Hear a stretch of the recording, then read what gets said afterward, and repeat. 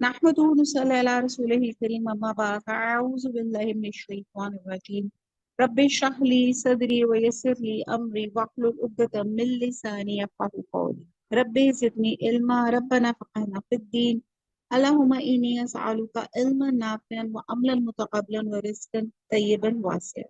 अस्सलामु अलैकुम व रहमतुल्लाहि व बरकातहू। जी, आज हम पढ़ेंगे पारा नंबर 24 है और सूरह ज़ुमर है, आयत नंबर 61। व युनज्जी, वा मैंने और, युनज्जी ये मैंने वो, नज्जी उर्दू में लफ्ज नजात, और वो नजात देगा कौन? अल्लाह। और नजात देगा अल्लाह। अल्लाह जीना उन लोगों को, किन लोगों को ज्यादा नजात देगा? अत्तकू, जो डरने वाले हैं, जो मुत्तकी हैं, बी मफाजातिहिम। अब इसको आप अंडरलाइन कर लें। अब ये भी लफ्ज पहले बहुत दफा आ चुका है, इसमें लफ्ज आता है फौज। फौज कहते हैं कामयाबी को। तो बी साथ मफाजातिहिम, बसबब उनकी कामयाबी के, ला नहीं, या मस्सुहुम, मस होगी, टच करेगी, छुएगी उनको, नहीं पहुंचेगी इनको, अस्सू, सू बुराई को कहते हैं, सख्ती को कहते हैं, वला और ना, हुम वो, यहज़नून, हजन लफ्ज है, हजन गमनाक होंगे, एंजाइटी, डिप्रेशन, ये तमाम चीजें हजन में आती हैं। तो बा मुहावरा देखते हैं आयत नंबर 61। और जो परहेजगार हैं, अब अल्लाह ताला की बड़ी खूबसूरत एक हिकमत और बड़ा प्यारा तरीका है लिखने का, हमसे बातचीत करने का। पीछे अल्लाह ताला ने जहन्नम का बताया कि जहन्नम के अहल वो लोग होंगे जो अल्लाह पे झूठ बांधते हैं और तकब्बर करते हैं। और साथ ही अल्लाह ताला ने यहाँ पे खुशखबरी सुना दी 61 में। और जो परहेजगार हैं, इनकी सादत और कामयाबी के सबब अल्लाह इनको निजात देगा, ना तो इनको कोई सख्ती पहुंचेगी और ना वो गमनाक होंगे। कितनी बड़ी अल्लाह ताला ने खुशखबरी दे दी। यानी कि अल्लाह ताला नेकोकारों लोगों को इतने बुलंद मुकाम पे पहुंचा देंगे कि जहां इन्हें रोजे मैशर की लो और तपश की हीट की इंटेंसिटी उन तक नहीं जाएगी, और वहां हर तरह की तकलीफ से महफूज रहेंगे। जो अमाल उन्होंने दुनिया में किए होंगे वो इन पे मुतमईन होंगे, और उन्हें किसी किस्म का गम लाहक ना होगा, क्योंकि वो क्या थे? अल्लाह ताला को बिन देखे डरते थे। उनके दिल में था, जिसे हम कहते हैं ना CC footage, Allah is watching मी, अल्लाह मुझे देख रहा है, अल्लाह मुझे देख रहा है, मेरे दिल की हालत भी और मेरी ज़ाहरी हालत भी अल्लाह मुझे देख रहा है। तो मैं हर अमल ऐसा करूं कि मेरा अल्लाह मुझसे राजी हो जाए। जिस इस माइंडसेट से आप कोई भी काम करेंगे तो कामयाबी आपके कदम छुएगी, और इसके लिए अल्लाह ताला ने कुरान में लिख दिया, तो फिर उनको कोई बुराई नहीं छुएगी। कितनी बड़ी बात है। और ना ही उनको डिप्रेशन एंजाइटी होगा, ना उनको हजन होगा, ना वो गम होंगे। आप देखते हैं आज दुनिया में कितने गम है, कितने गम है। जरा जाएं, हाँ, किसी हॉस्पिटल में जाएं, किसी जेल खाने में जाएं, किसी, आप वहां पे देखें, लोगों को हालत देखें तो आपको पता चलेगा कि आप कहते हैं कि गम क्या होता है। गम देखेंगे कि गम होता क्या है। हम हर वक्त गमगीन रहते हैं, एक चीज मिल जाती है दूसरे की हवस, दूसरी मिल जाती है तो तीसरे की ख्वाहिश करना शुरू हो जाते हैं, कुछ नहीं तो दूसरों को दे देख के सड़ते रहते हैं। वो हमसे आगे कैसे निकले? दूसरों की खुशी में खुश हों, दूसरों के गम में उनके साथ उनके मददगार बने। तो फिर ऐसे लोग जो अल्लाह के फरमाबरदार होंगे, उनके लिए आयत नंबर 61 में अल्लाह ताला ने उनको कामयाबी की नवीद सुना दी कि क्या है, उनको कोई गम नहीं पहुंचेगा। कितनी बड़ी बात है। अल्लाह, आयत नंबर 62, अल्लाह अल्लाह ही है, खालिका, खल्क पैदाइश करने वाला, तख्लीक करने वाला, कुल्ली शैइन हर चीज की, वाह हुआ, और वही अला ऊपर, कुल्ली शैइन हर चीज का, वकील, वकील है, निगरान है, केयर टेकर। आयत नंबर 62 बा मुहावरा, अल्लाह ही की हर चीज, अल्लाह ही हर चीज का पैदा करने वाला है और वो ही हर चीज का निगरान है। मतलब है कि अल्लाह ताला ने दुनिया को पैदा करके छोड़ नहीं दिया, अल्लाह उसकी निगरानी कर रहा है। अल्लाह ताला इज वॉचिंग, अल्लाह ताला सबको देख रहा है। अल्लाह ताला हर चीज का सिर्फ खालिक नहीं है, बल्कि हर वक्त उसकी निगरानी कर रहा है, जिससे ये निजाम कायनात बाकायदगी से चल रहा है। और इस निजाम कायनात की बाकायदगी से तमाम जानदारों का रिस्क वाबस्ता है। यानी कि अल्लाह ताला ने ना सिर्फ कायनात और इसमें जितनी क्रीचर्स थी उनको पैदा किया, उनकी सर्वाइवल किट, जो जो चीजें उनको जिंदा रहने के लिए जरूरी थी, अल्लाह ताला ने वो तमाम उनको प्रोवाइड की। आप देखिए, आसमान से अल्लाह ताला बारिश बरसाता है, बारिश से जमीन पे वेजिटेशन उगती है, اور ہر طرح کے معدنیات، خزانے جو زمین میں دفن ہے، ان سب کا صرف اللہ کو علم ہے۔ اور جب جب جس وقت انسان کو کوئی کمی، کسی بھی چیز کی ضرورت ہوتی ہے، تو اللہ تعالیٰ وہ خزانے جو ہے زمین سے باہر نکال دیتا ہے، چاہے وہ فصلوں کے پھل اور پودوں کی شکل میں ہو، چاہے وہ معدنیات کے سلسلے میں ہو، اور نیز جنت اور دوزخ بھی اللہ ہی کے تصرف میں ہے، اللہ ہی کے پاس ہے۔ لہٰذا جو شخص اللہ کی آیات کا منکر اور اس کا باغی ہے، وہ کیسے فلاح کی امید رکھ سکتا ہے؟ ایسے ہی لوگ جو ہیں خسارے میں ہوں گے۔ اس کو مزید ایکسپلینیشن آیت نمبر 63 میں آتی ہے، لہو اسی کے لیے ہے، مقالید، یہ پہلے بھی لفظ ہے لیکن پھر بھی آپ اس کو انڈر لائن کر لیں، مقالید کہتے ہیں کنجیاں، خزانے، وہ قدرت جو ساری کائنات کو محیط ہے، کنجیاں السماواتی، آسمانوں کی، والارض اور زمین کی، والذین اور جن لوگوں نے کفروا جنہوں نے کفر کیا، بی آیات اللہ اللہ کی آیات پر، اولئک یہی ہم الخاسرون وہی نقصان اٹھانے والے ہیں۔ اب با محاورہ دیکھ لیتے ہیں اس کو، کہ اسی کے پاس آسمان اور زمین کی کنجیاں ہیں، اور جنہوں نے اللہ کی آیتوں سے کفر کیا وہی نقصان اٹھانے والے ہیں۔ اللہ کی جو کنجیاں ہیں مینس کی تمام چیزیں اللہ کے انڈر ہیں، اللہ کے کنٹرول میں ہیں۔ آپ دیکھیں، آپ جتنا مرضی چاہیں، فصلیں جب پک کے تیار ہوتی ہیں یا ان کو اگر بارش کی ضرورت ہوتی ہے، انسان کی خواہش سے بارش نہیں ہو سکتی جب تک اللہ نہ چاہے، تو چابی اللہ کے پاس۔ ایک فصل اتنا پروڈکشن نہیں دے سکتی جب تک کہ اللہ کا اذن نہ ہو کہ یہ اس نے اتنی پروڈکشن دینی ہے۔ تو ہر چیز، ایون میرا سانس اللہ کے حکم کا محتاج ہے، میں اگلا سانس نہیں لے سکتی جب تک کہ اللہ کا حکم نہ ہو۔ تو لہو اسی کے پاس ہے مقالید السماوات والارض، تمام زمین اور آسمان کی کنجیاں، تمام چیزیں اللہ کے پاس ہیں۔ لیکن جنہوں نے اللہ کی آیات کا کفر کیا، کفر کو ہم کہہ سکتے ہیں کہ اللہ کی باتوں کو جھٹلایا، اللہ کی باتوں کا غلط مطلب لیا، غلط لوگوں کو تفسیر اس کی بتائی، اور اللہ کی آیات کا مذاق اڑایا، اللہ کے احکامات کی نافرمانی کی، یہ تمام چیزیں کفر میں آ جاتی ہیں۔ تو پھر ایسی لوگوں کے لیے بہت بڑا خسارہ ہے۔ یہ اللہ تعالیٰ نے آج الحمدللہ میں اور آپ اللہ تعالیٰ کے چنے ہوئے لوگ ہیں جو اس کلاس میں بیٹھے ہیں، اور جس میں اللہ تعالیٰ نے قیامت سے پہلے ہمارے سامنے ایک نقشہ کھول کے رکھ دیا، کہ ہم اپنے آپ کو کیسے سیو کر سکتے ہیں اس دنیا میں، اللہ کی فرما برداری کر کے، اللہ کو راضی کر کے، اس جنت الفردوس کے ہم کیسے حامل بن سکتے ہیں۔ تو ایک دفعہ ہم سب دعا پڑھتے ہیں، اللہم حاسبنی حسابا یسیرا، اللہم انی اسألک جنت الفردوس، آمین ثم آمین۔ اچھا جی، یہ آج ہمارا ایک رکوع ختم ہوا۔ آیت نمبر 64، کل کہہ دو، افا غیر اللہ، افا غیر، حمزہ کے اوپر جب زبر لگ جاتا ہے تو وہ کیا کے سینس میں آ جاتا ہے، اور غیر، غیر کیا، غیر اللہ ہی، اللہ کی، تأمرونی تم مجھے کہتے ہو، تأمرونی میں لفظ آتا ہے امر، کہ تم مجھ کو حکم دیتے ہو، تأمرون، ٹھیک ہے، اعبدو میں عبادت کروں، ایہا الجاہلون اے نادانو، اے جاہلو۔ آیت نمبر 64 کا با محاورہ ہوا، کہہ دو کہ اے نادانو تم مجھ سے یہ کہتے ہو میں غیر اللہ کی پرستش کرنے لگوں، غیر اللہ کی میں پوجا کروں۔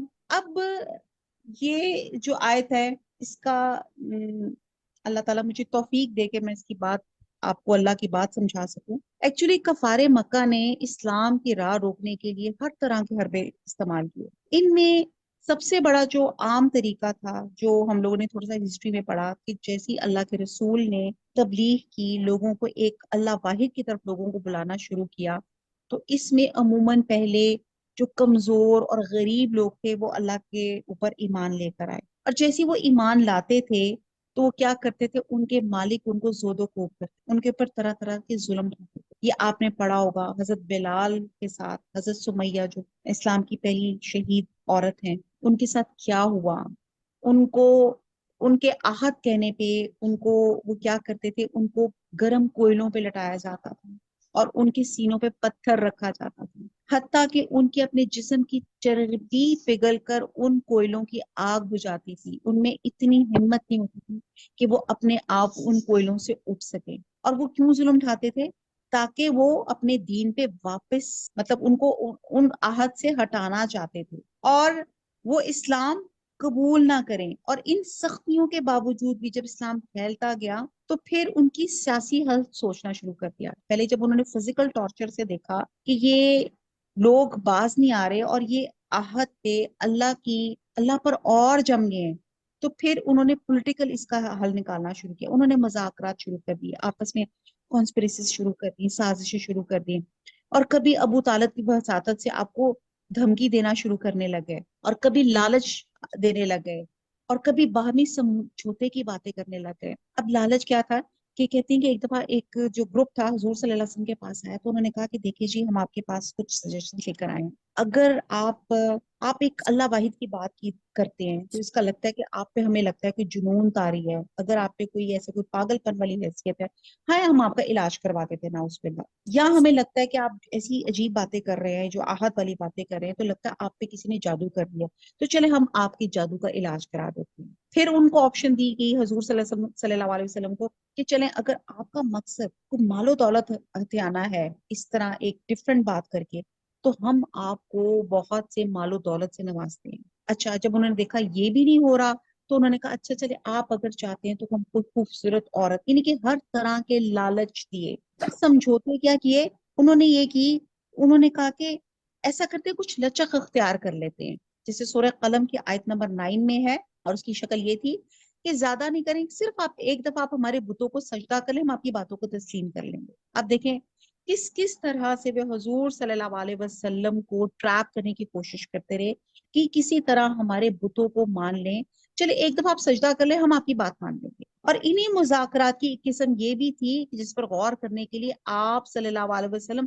آمادہ ہو چلے تھے، مگر اللہ تعالیٰ نے ایسے خیال سے بھی آپ کو سختی سے روک لیا، جس کا ذکر سورہ بنی اسرائیل کی آیت نمبر 74 میں آیا، اور یہاں کو حکم دیا گیا کہ ان مشرکوں کو نہایت سختی سے دو ٹوک جواب دیں اور کہہ دیں اے نادانو، ہم سب کا خالق اللہ ہے، مالک اللہ ہے، رازق اللہ ہے، کائنات میں ہر قسم کے تصرفات پہ قبضہ بھی اللہ کا ہے، تو آخر میں کس خوشی میں ان بتوں کی عبادت کروں؟ اس سے بڑھ کر کوئی نادانی کی بات نہیں ہو سکتی۔ تو مجھے کیسے غلط مشورے دے رہے ہو، کتنے غلط لالچ دے رہے ہو، جبکہ مجھ پہ وہی آ چکی ہے، اور سابقہ تمام انبیاء پہ بھی اس قسم کی وہی آئی تھی کہ جو شخص بھی اس طرح اگر میں خود بھی شرک کروں گا تو میرے تمام اعمال برباد ہو جائیں گے، پھر تمہارا مشورہ میں کیسے قبول کر سکتا ہوں؟ تو آپ یہ دیکھیں کہ کس طرح یہ آیت نمبر 64 دیکھنے میں چھوٹی سی آیت، اور کس طرح سے اس کی ایکسپلینیشن آپ دیکھیں کتنی خوبصورت ہے۔ تو اس میں کہا گیا کہ کہہ دو اے نادانو، تم مجھ سے یہ کہتے ہو میں غیر اللہ کی پرستش کروں؟ نیور ایور، یہ کبھی نہیں ہو سکتا کہ میں اللہ واحد کو چھوڑ کر کسی اور کی پرستش کروں۔ آیت نمبر 65 وَلَقَدْ، اور البتہ تحقیق، اوحیا، وحی کی گئی، الیکا، تیری طرف، وَإِلَى الَّذِينَ، اور ان لوگوں کی طرف، من قبل کا جو تجھ سے پہلے تھے، لَإِنْ، اگر، اشرکتا، اشرکتا شرکت، شریک، تو نے شرک کیا، لی یحبطن، حبت، یحبطن میں لفظ ہے حبت، حبت ہوتا ہے ضائع ہو جانا، برباد ہو جانا، تو لا، البتہ یا ضرور، یحبطن، تو ضرور برباد ہو جائیں گے، عمل، عمل، تیرے عمل، ولا تکونن، اور البتہ تو ہو جائے گا، من الخاسرین، خسارہ پانے والوں میں۔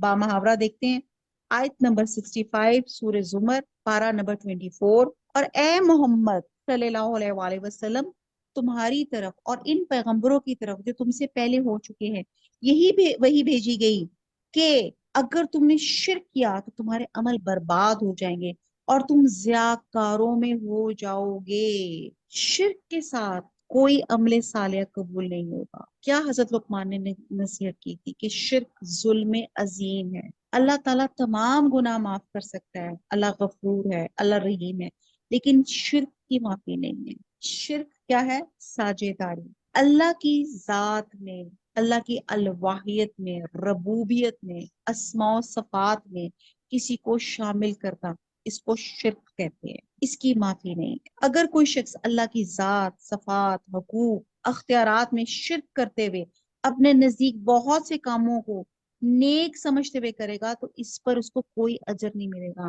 اور اس کی ساری زندگی سراسر خسارے کی زندگی ہوگی جب تک وہ شرک سے توبہ نہ کر لے، اس کو نجات نہیں ملے گی۔ یعنی کہ ایک مسلمان انسان اور ایک نان مسلم انسان کا یہاں پہ فرق بیان کیا گیا ہے کہ جو نان مسلم ہوگا وہ شرک کرے گا، اور وہ دنیا میں جتنے مرضی چیریٹی کے کام کر لے، بڑے بڑے ہاسپٹلز بنا لے، بڑے بڑے چیریٹیز کے کام کر لے، کھانوں کے لنگر کھول لے، لیکن اگر اس نے اللہ کے ساتھ شرک کیا ہوا ہے تو یہاں پہ اللہ تعالیٰ نے بتایا لا یحبطن حبطت اعمالکم، ان کے تمام اعمال ضائع ہو جائیں گے۔ وہ جو بڑا نیکی کے کام کر رہا تھا کہ بھی میں نے بڑے بڑے لوگوں کے روزگار لگائے، میں نے بڑے بڑے لوگوں کو رزق ان کے میں نے منتھلی لگائے ہوئے ہیں، بچے کو وظائف دیے ہوئے ہیں، فلانی فلانی جگہ نہریں کنویں کھدوائے ہوئے ہیں، جتنے مرضی نیک کام کر لے، لیکن اگر وہ شرک کر رہا ہے اس کے تمام عمل جو ہے، اس کی تمام زندگی خسارے میں گئی۔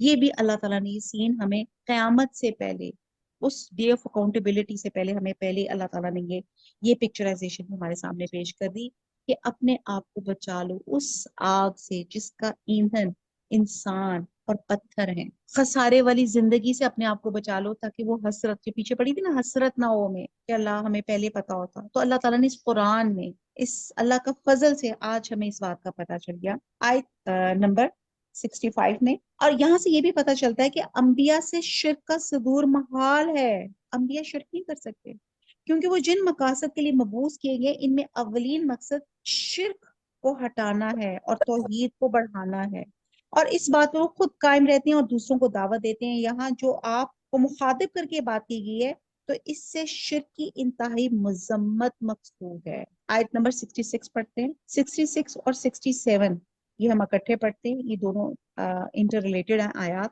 بل اللہ، بلکہ اللہ تعالیٰ، فعبد، فا میں نے پس اور عبد عبادت کرو، وکن اور ہو جاؤ من الشاکرین شکر گزاروں میں سے۔ آیت نمبر 66 کا با محاورہ، بلکہ اللہ ہی کی عبادت کرو اور شکر گزاروں میں ہو۔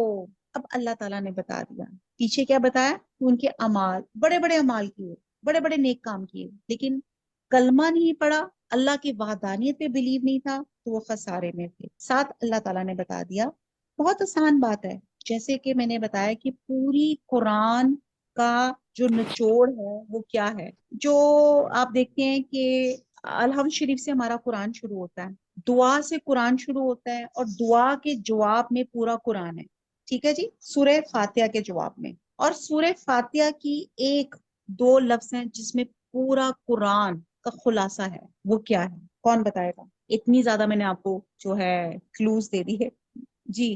پورے قرآن کا خلاصہ، نعبد و ایاک نستعین۔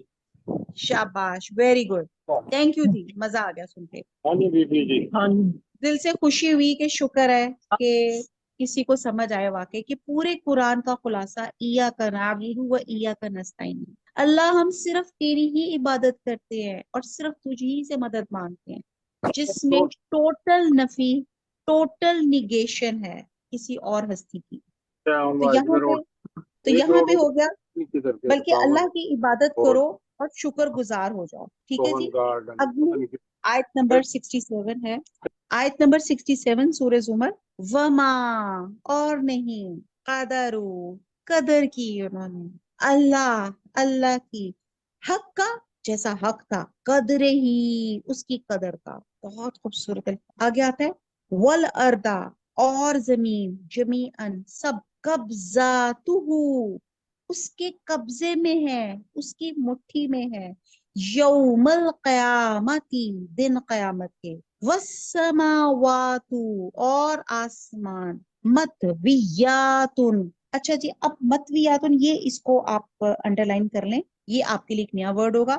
میں جب انڈر لائن کا مطلب کہتی ہوں نا تو اس کا مطلب ہوتا ہے کہ بہت سے ورڈ جیسے ہم نے شروع سے پڑھتے آ رہے ہیں کہ ہماری 60% عربک کے ورڈز اردو کے ساتھ مماثلت ہے، سملیرٹی ہے، اور وہ ہمیں آسان ہو جاتے ہیں، اور 20% عربی کے الفاظ ہیں جو بہت زیادہ ریپیٹیڈ ہوتے ہیں، جو ہمیں یاد ہو جاتے ہیں، 20% ورڈز ہیں جو نئے ہوتے ہیں، جن پہ محنت کریں تو ہم اس قرآن کو سمجھ سکیں گے. ٹھیک ہے جی. تو بے شک آپ ایگزیکٹ با محاورہ نہیں، لیکن آپ سمجھ تو سکیں گے نا. تو متویات، یہ ہوتا ہے لپیٹے ہوئے، تی اس کا لفظ ہے توئے، اور یہ لپٹے ہوئے ہیں، لپیٹے ہوئے ہیں، بی یمینی ہی، یمین ان کے داہنے ہاتھ میں، سبحانہ پاک ہے وہ، وتعالی اور بلند ہے، اما اس سے جو یشرکون وہ شرک کرتے ہیں. بہت خوبصورت آیت ہے. 67 کا ترجمہ دیکھیں، با محاورہ، اور انہوں نے اللہ کی قدر شناسی جیسی کرنی چاہیے تھی نہیں کی، اور قیامت کے دن تمام زمین اس کی مٹھی میں ہوگی اور آسمان اس کے دانے ہاتھ میں لپٹے ہوں گے، اور وہ ان لوگوں کے شرک سے پاک اور عالی شان ہے. اب جہاں نادان لوگوں کو اللہ کی عظمت اور کبریائی کا اندازہ ہی نہیں، وہ نہیں جانتے کہ اللہ کا مقام کتنا بلند ہے، ورنہ وہ بے اختیار ہستیوں کو اس کا شریک نہ بناتے. بے اختیار یعنی کہ جن کا اختیار ہی نہیں ہے. اب دیکھیں اپنے ہاتھوں سے لوگ بت بناتے ہیں، اور پھر بت بنا کے ان کی پوجا کرتے ہیں اور کہتے ہیں جی ہمیں یہ دے دے وہ دے دے، اور وہی بت اگر گر جائے تو بیچارہ اٹھ کے نہیں بیٹھ سکتا. اچھا اسی بت کے اوپر مکھی بیٹھ جائے، وہ اپنے ناک سے مکھی نہیں اٹھا سکتا. اسی بت کے اوپر ایک ڈسٹ کی لیئر ہو جائے تو وہ اپنے آپ کو کلین نہیں کر سکتا. یہ کون سا خدا ہے جو اپنے آپ کو کلین بھی نہیں کر سکتا؟ اس کے اختیار میں تو کچھ بھی نہیں ہے. اسی طرح جو لوگوں نے شخصیت پرستی میں دعا، یہ جو دیوتا اور خدا بنا رکھے ہیں، وہ تو خود اللہ ہی کے پیدا کردہ ہیں، وہ تو خود اللہ تعالیٰ کی کن کے محتاج ہیں. تو پھر کہا جا رہا ہے کہ اس میں بتایا جا رہا ہے کہ ایک تو آیت نمبر 66 میں جو ایک ہمیں میسج ملتا ہے کہ ایاک نعبد و ایاک نستعین، اللہ کی عبادت کریں اور اللہ سے مددگار کریں، اور من الشاکرین، اور شکر گزار، گریٹیچیوڈ اختیار کریں. ہماری جو پہلی صورت ہے الحمدللہ، وہ بھی ہمیں گریٹیچیوڈ سکھا، اللہ کا شکر ادا کریں. آپ دیکھیں آپ کا بچہ آپ کو کوئی چیز دے، آپ اپنے بچے کو کوئی چیز دیں، اور جب آپ کو تھینک یو کرتا ہے تو آپ کو بڑا اچھا لگتا ہے، اور جب وہ تھینک یو نہیں کرتا تو پھر کیا رویہ ہوتا ہے آپ کا؟ جی کون بتائے گا؟ افسوس ہوتا ہے بہت. بہت افسوس ہوتا ہے، اگلی دفعہ دینے کو دل چاہے گا اس کو کچھ؟ اور غصہ آتا ہے نہیں کبھی بھی نہیں. کہ تھینک یو بولو. ہاں، ناقدری کی نا، آپ نے گفٹ دیا، اس نے تھینک یو بھی نہیں کیا. تو اسی طرح اللہ تعالیٰ نے جو ہمیں بے شمار نعمتیں دی ہوئی ہیں، اسی نعمت کی وجہ سے ہم اللہ سے اس وقت باتیں کر رہے ہیں. ٹھیک ہے، اللہ ہم سے باتیں کر رہا ہے، یہ جو قرآن ہم نے کھول کے بیٹھے ہوئے ہیں، تو اس کے ہم اللہ کا شکر ادا کریں نا. اللہ کا اگر ہم اللہ کا شکر ادا کریں گے، اللہ تعالیٰ ہمیں اور بلیسنگز کے ساتھ نوازیں گے. اور اگر ہم اللہ کا شکر ادا نہیں کریں گے، گریٹیٹیوڈ نہیں کریں گے، تو پھر کیا ہوگا؟ اللہ کے پاس میں تو سب چیزیں ہیں، یہ نعمتیں چھینی نہیں جا سکتی ہیں. یہ جن آنکھوں سے میں دیکھ رہی ہوں، اللہ تعالیٰ اس کی بینائی زائل کر لے تو کون ہے جس بینائی کو واپس لے آئے سوائے اللہ کے ساتھ؟ تو سب سے پہلے اس وقت ہم سب ایک زبان ہو کے، جتنے بھی یہاں پہ لسنرس ہیں، سب نے ایک دفعہ کہنا، 3 دفعہ بلکہ ہم کہتے ہیں الحمدللہ الحمدللہ الحمدللہ. تو یہ اس آیت کا حق ادا ہوا. آیت نمبر 67، یہ ایک شکوہ ہے. کہتے ہیں کہ انہوں نے اللہ کی قدر شناسی نہیں کی، اللہ کا جو حق تھا اس کی قدر ہی نہیں کی. کتنی بڑا ایک اس میں شکوہ ہے. ہم کس سے ڈر رہے ہوتے ہیں؟ ہانڈی پکائی میں نے، کھانا بنایا، مجھے پتا میری ساس نے ٹیسٹ کرنا ہے، تو میں بڑی پرٹیکولر ہوں گی، اچھا نمک مرچ سب پراپر ڈلے ہوئے ہوں، کیونکہ آنٹی نے ٹیسٹ کرنا ہے تو اس میں کوئی گڑبڑ نہ ہو. ٹھیک ہے، کتنا ہم ڈرتے ہیں. اچھا کہیں جانا ہے، کسی جگہ جانا ہے، فلانی جگہ جانا ہے، لوگوں سے ہم ڈرتے پھرتے ہیں. بہت سی مثالیں ہیں، اس وقت ایکچولی ٹائم بہت شارٹ ہے. تو یہاں پہ بات ہے، جس اللہ نے تمام نعمتوں سے نوازا، ہم نے اس کی قدر ہی نہیں کی، ہم نے اس کو تھینک یو ہی نہیں کہا، اللہ کی شکر گزاری ہی نہیں کی. جو اس کی قدر تھی، جو اس کا حق تھا، جس نے اتنا سب کچھ نوازا، جس کی وجہ سے میں نے اس دنیا میں پیدا ہوا، آنکھ کھولی، بینائی دی، میرے سسٹمز ورک کر رہے ہیں، ڈائجیشن، سرکولیشن، ریسپریشن، ایکسپیریشن، ہر طرح کی. پھر مجھے یہاں پہ آنکھ کھولتے ساتھ مجھے وافر مقدار میں آکسیجن ملی، پھر میں اٹھا چلا، کھانے پینے کے لیے جو مجھے چیزیں تھی اللہ تعالیٰ نے پھل فروٹ عطا فرمائے، یہ سب کچھ نعمتیں دی. تو میں نے کیا کی؟ میں نے اللہ کے حق میں کمی کرنا شروع کر دی، میں نے اللہ کے حق میں کسی اور کو شامل کرنا شروع کر دیا. پھر آگے اللہ تعالیٰ اس کو مزید ایکسپلین کر کے کہتے کہ والارض، اور قیامت کے دن تمام زمین اس کی مٹھی میں ہوگی. اب آپ یہ دیکھیں، जिन मुशरकों ने आप सल्लल्लाहु अलैहि वसल्लम को बुतों को सजदा करने का मशवरा दिया था, इन कम वक्तों ने समझा ही नहीं कि अल्लाह ताला का मुकाम किस कदर अरफा है। ठीक है जी। तो अल्लाह की अजमत, इसका मुकाम, उसका उन्होंने अंदाजा ही नहीं लगाया। तो अल्लाह ताला की इस अजमत और किबरियाई और पूरी कायनात पे कुल्ली तसर्रुफ का ये हाल है, इस कायनात की हर चीज उसके हाथ में बिल्कुल बेबस है। इसको यानी कि इसको हम मजीद हदीस के साथ एक्सप्लेन करते हैं। सैयदना अबू हुरैरा रजी अल्लाह ताला अन्हु फरमाते हैं, मैंने आप सल्लल्लाहु अलैहि वसल्लम को ये फरमाते सुना कि अल्लाह ताला क़यामत के दिन जमीन को एक मुट्ठी में ले लेगा और आसमानों को अपने दाहिने हाथ में लपेट लेगा। अभी हमने लपेटने की करी अरबी आती ना। और फरमाएगा, मैं बादशाह हूँ, आज जमीन के बादशाह कहाँ हैं। ये बुखारी की ऑथेंटिक हदीस। सैयदना अब्दुल्ला बिन मसूद फरमाते हैं कि यहूदियों का एक आलम, एक स्कॉलर आपके पास आया और कहने लगा, मोहम्मद सल्लल्लाहु अलैहि वसल्लम, हम अपनी किताबों में लिखा हुआ पाते हैं कि अल्लाह ताला क़यामत के दिन आसमानों को एक उंगली पर, जमीन को एक उंगली पर, दरख्तों को एक उंगली पर, पानी और गीली मिट्टी को एक उंगली पर और बाकी तमाम मखलूक को एक उंगली पे उठा लेगा और फिर फरमाएगा, मैं बादशाह हूँ। ये सुनकर आप सल्लल्लाहु अलैहि वसल्लम इतना हंसे कि आपकी कचलियां जाहिर हो गईं और आप सल्लल्लाहु अलैहि वसल्लम ने इस आलम के कौल की तस्दीक की और फिर ये आयत पढ़ी, वमा क़दरुल्लाह हक़्क़ा क़द्रिही। और गोया मुशरिकों के सब माबूद भी अल्लाह ताला की मुट्ठी में हैं, जिन्हें आज ये अल्लाह का हमसर करार दे रही है। अब ये एक क़यामत का सीन है। हजरत अब्दुल्ला बिन उमर की रवायत है कि एक मरतबा नबी सल्लल्लाहु अलैहि वसल्लम मंबर पे खुतबा इरशाद फरमा रहे थे और दौरान खुतबा आपने ये आयत तलावत फरमाई और फरमाया कि अल्लाह ताला क़यामत के दिन जमीन और आसमान मुट्ठी में लेके इस तरह फिराएगा जैसे बच्चा गेंद फिराता है और फरमाएगा, मैं हूँ खुदाए वाहिद, मैं हूँ बादशाह, मैं हूँ जब्बार, मैं हूँ किबरियाई का मालिक। कहाँ है जमीन के बादशाह, कहाँ है जब्बार, कहाँ है मुतकब्बर। अब आप ये देखें कि कहते हैं हुजूर सल्लल्लाहु अलैहि वसल्लम पे लर्जा तारी हो गया खौफ से। उन्हें लग रहा था जैसे वो उस मंबर से गिर पड़ेंगे। हमारे अंदर ये लर्जा तारी हुआ कि ये जमीन आसमान सब अल्लाह की है और हम अल्लाह की नाकदरी कर रहे हैं। और फिर आयत नंबर 68 में है कि इस आयत में 2 मरतबा सूर फूंके जाने का जिक्र है। अच्छा, 68 अभी हम पढ़ेंगे। 67 में है कि जिसमें ये तमाम चीजें अल्लाह के हाथ में है। आयत नंबर 68 पढ़ते हैं, वनुफिखा, नुफख, और फूंका जाएगा, फिर सूरी, सूर में, फसाइका, साइका, बेहोश हो जाएंगे, स्वाद आइन और काफ कैंची वाला, वनुफिखु, और फूंका जाएगा, फिर सूरी, सूर में, फसौइका, सौइका, स्वाद आइन और काफ, इसका मतलब होता है बेहोश होना, बशी, या मुराद समटाइम ये भी होता है कि मर जाना। बस बेहोश होके गिर पड़ेंगे।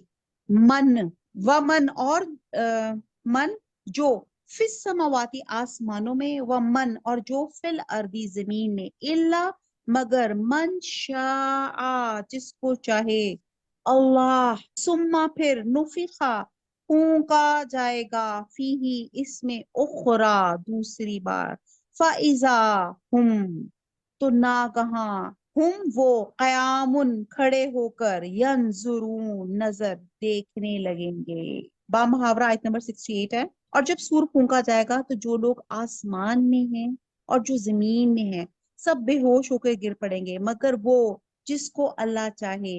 फिर दूसरी दफा फूंका जाएगा तो फौरन सब खड़े होकर देखने लगेंगे। तो इस आयत नंबर 68 में 2 मरतबा सूर फूंके जाने का जिक्र है। इसके अलावा सूरह नमल की आयत नंबर 87 में भी है।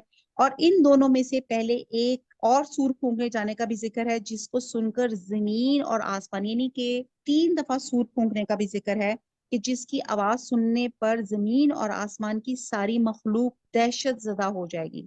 और इस बना पे अहादीस में 3 मरतबा सूर फूंकने कर जाने का जिक्र है। तो पहला सूर फूंका जाएगा तो तमाम मखलूक घबरा जाएगी, दूसरा फूंका जाएगा तो तमाम इंसान मर जाएंगे, और तीसरा सूर फूंका जाएगा तो तमाम इंसान जी उठेंगे और अपने रब के हुजूर पेश होने के लिए अपनी कब्रों से निकल आएंगे। तो ये क्यामत का एक सीन है जो यहाँ पे अल्लाह ताला ने बताया। आपको पता है सूर फूंकने के लिए कौन सा फरिश्ता मुकर्रर है, कौन बताएगा? हजरत इसराफील। इसराफील। हजरत इसराफील। और आपको पता है हजरत इसराफील इस वक्त किस पोजीशन में है? सूर उनके मुंह में है इस वक्त। हाँ, सूर उनके मुंह में है, घुटने टेक कर होल हार्टेडली, जिसको कहते हैं ना, लिसन, अल्लाह ताला के कुन का इंतजार कर रहे हैं कि एक सेकंड, फ्रैक्शन ऑफ सेकंड की भी जो है ताखीर ना हो। अल्लाह ताला जैसी कुन कहेंगे वो सूर बजेगा। और सूर क्या है? It is sort of instrument, वल्लाही आलम वो क्या इंस्ट्रूमेंट है, लेकिन उसमें से एक आवाज निकलेगी और वो आवाज की फ्रीक्वेंसी ऐसी होगी, जैसे हमने ये 3 स्टेजेस देखी ना सूर की, कि उसमें वो फ्रीक्वेंसी जो होगी एकदम आहिस्ता आहिस्ता ऐसे होगी कि पूरी यूनिवर्स में एक ही फ्रीक्वेंसी की आवाज होगी। जिसको आपने नॉइज पोल्यूशन थोड़ा सा पढ़ा होगा, लेकिन आप देखें कि आपकी आवाज, मेरे ज़हन से इस वक्त निकल गया कितने डेसिबल्स होते हैं, 124 या 164, मेरे सॉरी ज़हन से निकल गया। इतने डेसिबल्स तक की आप फ्रीक्वेंसी सुने ना तो इंसान फट जाता है। ये मेडिकली रीजन एक बता रही हूँ।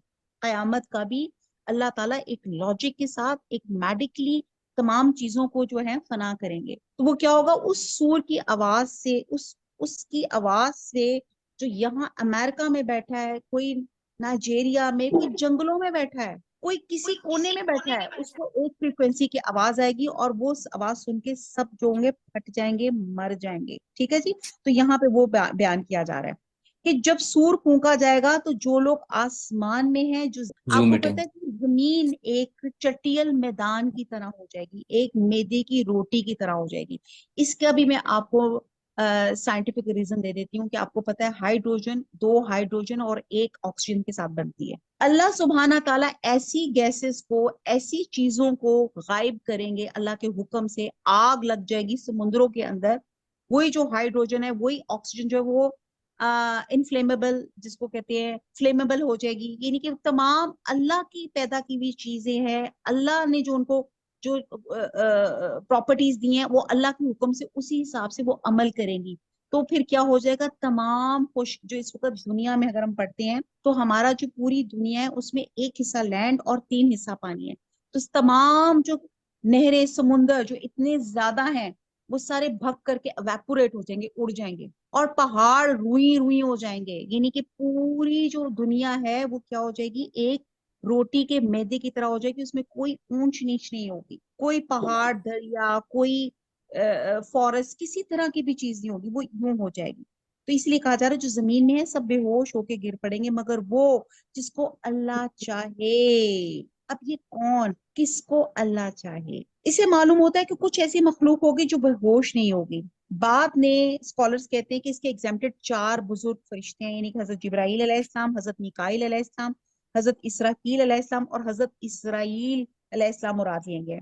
और बाद ने कहा है कि इनसे एग्जेम्प्टेड हामिलीन फर्श भी शामिल है, वो फरिश्ते भी जो अल्लाह के फर्श को उठाए हुए हैं। और बाद ने कहा कि इसमें एग्जेम्प्टेड अंबिया, सुलहा और शोहदा भी हैं। लेकिन अगली हदीस से पता होता है कि इंसानों में से कोई भी इस बेहोशी से नहीं बचेगा।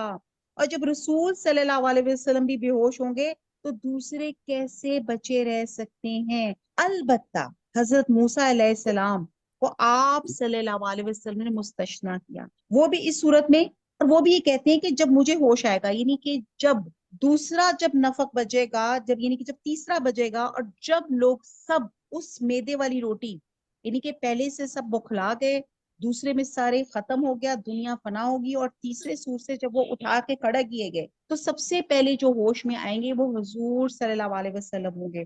और कहते हैं कि जब मैं देखूंगा तो हजरत मूसा अलैहिस्सलाम वहां पे मौजूद होंगे। तो जिससे पता चलता है कि शायद वो मुझसे पहले होश में आ गए या बेहोश ही ना हुए हो, इसलिए कि वो दुनिया में एक बार बेहोश हो चुके थे। कब हुए थे बेहोश? जी, वो कौन बताए? जब अल्लाह से हम कलाम हुए थे। कोई एग्जैक्टली, तूर पे। लंतरानी, जब कोहे तूर पे थे, उन्होंने कहा था मुझे अल्लाह ताला अपनी झलक दिखा। ये नहीं था, उनको यकीन था, लेकिन अल्लाह ताला से उन्होंने एक रिक्वेस्ट की थी कि ऐनल यकीन हो जाए। तो अल्लाह ताला ने कहा था कि हाँ, अगर ये पहाड़ अपनी जगह कायम रह गया तो फिर तू देख सकेगा। और वो पहाड़ जो था सुरमा बन गया था। और उनके साथ जो 70 सरदार थे वो उसी वक्त उनकी डेथ हो गई थी। और अल्लाह सुब्हाना ताला ने हजरत जो थी मूसा अलैहिस्सलाम की, उनकी इज्जत रखी। और अल्लाह ताला ने ये एक मोअज़्ज़ा किया कि उन 70 को भी अल्लाह ताला ने जिंदगी दी। اور پھر حضرت موسیٰ علیہ السلام اٹھے. تو اس پر کہا جاتا ہے کہ شاید حضرت محمد صلی اللہ علیہ وسلم کہتے ہیں کہ جب میں اٹھوں گا تو حضرت موسیٰ علیہ السلام کو پہلے پاؤں گا. سبحان اللہ. حضرت ابو ہریرہ سے روایت ہے کہ آپ صلی اللہ علیہ وسلم نے فرمایا کہ دونوں نفخہ سور میں 40 کا فاصلہ ہوگا. لوگوں نے پوچھا ابو ہریرہ کیا 40 دن کا؟ تو انہوں نے کہا یہ میں نہیں کہہ سکتا. پھر لوگوں نے کہا کیا 40 برس کا؟ تو کہنے لگے میں یہ نہیں کہہ سکتا. پھر لوگوں نے کہا کہ 40 ماہ کا؟ تو کہنے لگے یہ بھی میں نہیں کہہ سکتا. تو آپ صلی اللہ علیہ وسلم نے فرمایا کہ انسان کا سارا جسم مٹی میں گھل جاتا ہے ماں سوائے ریڑھ کی ہڈی کے سرے کے جو رائی کے دانے کے برابر ہوتی ہے, اور اسی سے تمام خلقت کو ترکیب دے کر اٹھا کھڑا کیا جائے گا. سبحان اللہ. یعنی کہ اسپائنل کارڈ میں ایک من کا ایک مائکروسکوپک وٹ ایور وہ کوئی چیز ایسی ہے کہ جب انسان اس فنا بھی ہو جائے گا قبروں میں کہیں بھی, وہ چیز جو ہے وہ فنا نہیں ہوگی. اور اللہ کے کرم سے جب نفخہ سور تیسری سور بجے گا اللہ کی طرف سے اوپر سے بارش بھی نازل ہوگی, اور جب وہ بارش اس میدے والی روٹی اس زمین کے اوپر پڑے گی تو انسان ایسا گرو کرے گا جیسے آپ ایک سیڈلنگ سے پودا گرو کرتے ہوئے دیکھتے ہیں کہ انسان اتنی عمر تک بغیر ختنہ بغیر کپڑوں کے اللہ تعالیٰ اس زمین سے کھڑا کر دے گا جتنی عمر میں اس کی ڈیتھ ہوئی. حضرت ابو ہریرہ کہتے ہیں آپ صلی اللہ علیہ وسلم فرمایا کہ دوسری دفعہ سور پھونکنے پر سب سے پہلے میں سر اٹھاؤں گا تو دیکھوں گا کہ حضرت موسیٰ علیہ السلام عرش تھامے لٹک رہے ہیں. اب میں نہیں جانتا وہ پہلے سور پہ بے ہوش ہی نہ ہوں گے یا دوسرے سور پر مجھ سے پہلے ہوش میں آ جائیں گے, کیونکہ دنیا میں وہ ایک دفعہ بے ہوش ہو چکے تھے. جیسے سورہ نمل کی آیت نمبر 87 میں ایک اور نفخہ کا بھی ذکر ہے. جیسے میں نے بار بار کہا کیونکہ یہاں پہ 2 نفخوں کا ذکر ہے, لیکن اگین سے کہ نفخہ سور 3 دفعہ ہوگا جس میں پہلے نفخے میں صرف گھبراہٹ واقع ہوگی. جیسے آپ دیکھتے ہیں نا بہت زیادہ تھنڈرنگ ہوتی ہے ساؤنڈ کی تو کتنا دل گھبرا جاتا ہے. تو ہم دعا کرتے ہیں اللہ تعالیٰ خیر کی بارش ہو, خیر کی اللہ تعالیٰ نے جو بجلی. تو پہلے نفخے پہ گھبراہٹ ہوگی, دوسرے نفخے پہ لوگ بے ہوش ہو کے گر پڑیں گے اور مر جائیں گے, اور تیسرے نفخے پہ سب انسان جی اٹھیں گے اور اپنی قبروں سے نکل کے اپنے پروردگار کے حضور چل کھڑے ہوں گے. وما علینا الا البلاغ سبحانک اللہم و بحمدک نشہد لا الہ الا انت نستغفرک و نتوب الیک. والسلام علیکم ورحمۃ اللہ وبرکاتہ.